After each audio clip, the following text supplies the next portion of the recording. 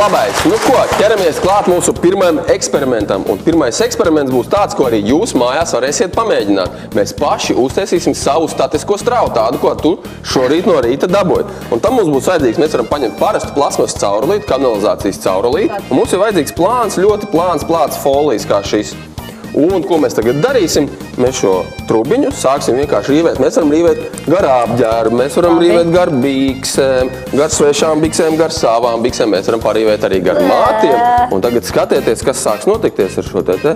Redziet, viņš pielīp klāt. Wow! Tas tā kā burvis. Jā, mēs viņu vēl parīvēsim. Redzi, kas te notiek? Viņš ir tā kā Harijs Poters, ne bērni? Redzēt, un šeit abos, gan kociņā, gan tajā folijā ir iekšā statiskā elektrība. Un viņa viens no otra atgrūžās. Viņiem abiem diviem ir negatīvs lādiņš. Redziet, ja grib, tad ar zinātnes palīdzību var kļūt par maziem burviem. Tātad, ko jums vajag tādu trubiņu un mazu... Kas tas ir? Tas ir mazs folijas, tikai neskrīt viņam klāt. Kas notiek, ja es pieskaros? Tad tu noņem viņam to lādiņu, un viņš vairs nelidos. Grib pamēģināt? Pieskaries. Un tagad pamēģinam. Redzi? Drusku lido. Bija labi uzlādējās. Vairs nelido. Viņi noņem visu lādiņu nos. Pamēģinām vēlreiz? Jā? Parīvē viņiem par galvu. Varbūt, kuram liekas, kurš no jums ir visenerģiskākais? Re, kur man liekas, šitais čals ir viselektriskākais. Nāc, parīvēsim.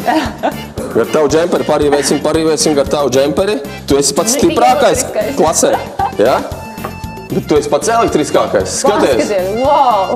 Kā viņš tā stāv gaisā? Nu, pasauksim kādu meiteni. Nāc šurp.